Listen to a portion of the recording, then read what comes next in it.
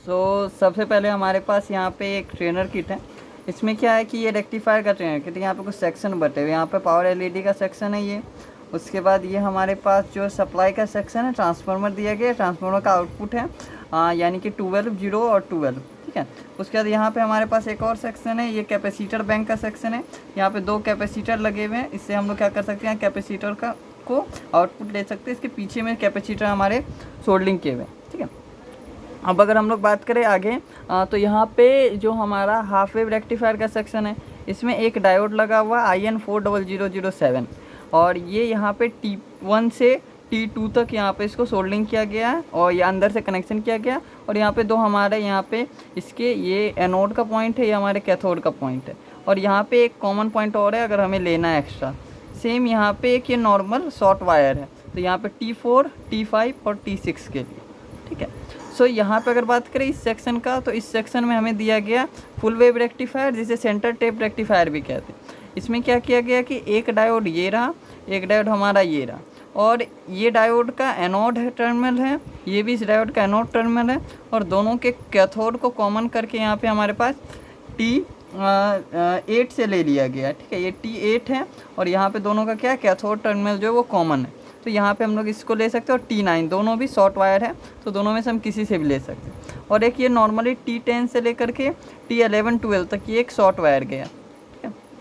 उसके बाद अगर हम लोग बात करें अपने अगले पार्ट का, तो हमारे पास अगले पार्ट में यहाँ पे फ़िल्टर सर्किट दिया गया।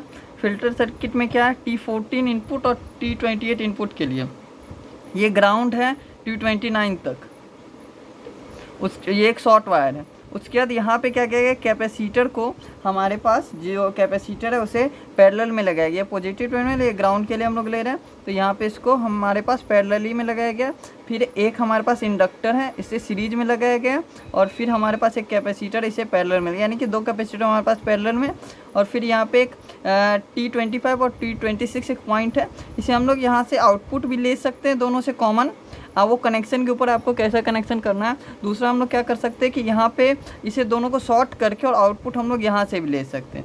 यहाँ पे एक पोटेंशियोमीटर है, 4.7 K का एक पोटेंशियोमीटर है, और जो कि क्या करता है कि हमें वोल्टेज को हम लोग क्या कर सकते हैं, इसके हिसाब से अपना लोड को मतलब एडजस्ट करके और यहाँ पे हम वोल्टेज ले सकते हैं कि हमें कितना वोल्टेज चाहिए।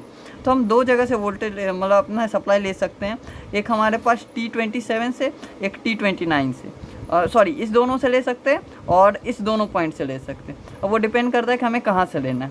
जब अगर हम इस दोनों पॉइंट से लेंगे तो हमें इस दोनों को क्या करना पड़ेगा, शॉर्ट करना पड़ेगा, ठीक है। बट जब इस दोनों से लेंगे तो हमें किसी को शॉर्ट करने की ज़रूरत नहीं पड़ेगी। अब हम लोग अगला पॉइंट देखते हैं।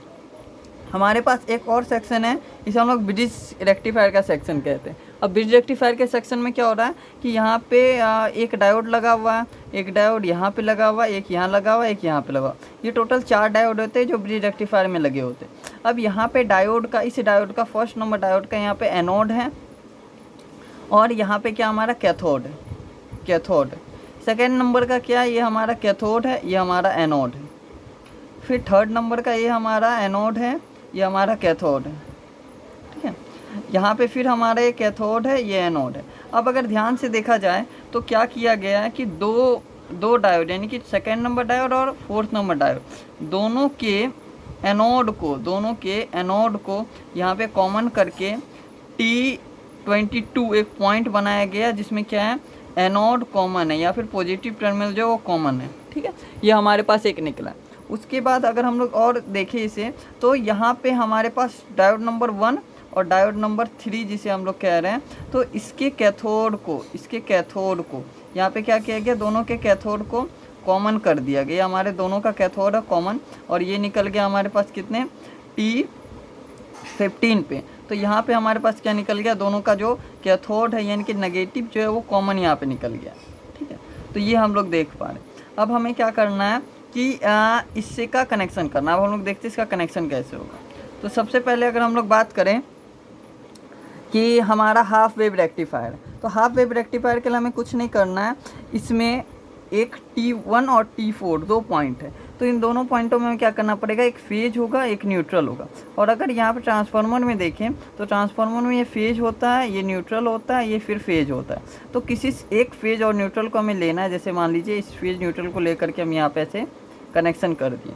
तो हमारे पास आउटपुट यहाँ पे इस दोनों पे हमें क्या मिलेगा, आउटपुट मिलेगा, और हम अपने वोल्ट मीटर को लगा करके यहाँ पे चेक कर सकते हैं, या फिर इस दोनों पॉइंट पे जिससे भी आपको चेक करना उस पर आप क्या कर सकते हैं, चेक कर सकते हैं। फिर अगर हम लोग बात करें फर्दर कि अब अगर हमें इसमें फ़िल्टर सर्किट लगाना है तो कैसे लगा सकते हैं। फ़िल्टर सर्किट लगाने के लिए सिंपल है, ये हमारा T2 है और ये हमारा क्या है, T5 है।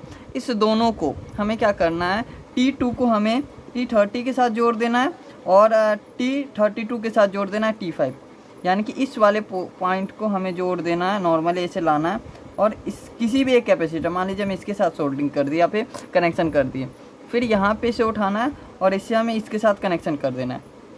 सो यहाँ पे हमें क्या मिल जाएगा, फिर कैपेसिटर का जो वैल्यू है कि अगर एक कैपेसिटर को हम लोग लगा देते हैं तो हमारे पास क्या फ़र्क पड़ता है एक फ़िल्टर के रूप में।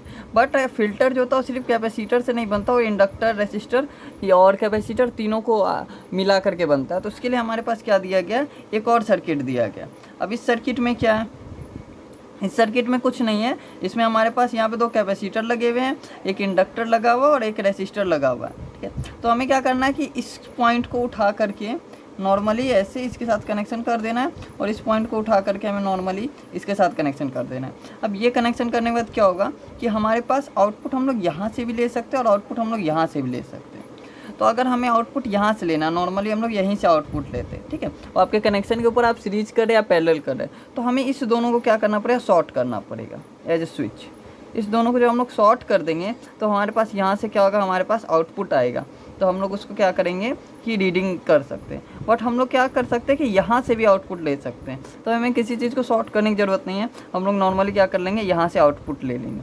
तब ये जो है इसके सीरीज में हो जाएगा इस रेसिस्टर के। बट जब हम लोग यहाँ से आउटपुट लेंगे तो हमारे पास जो आउटपुट मिलेगा वो क्या मिलेगा, पैरेलल में आउटपुट मिलेगा, ठीक है।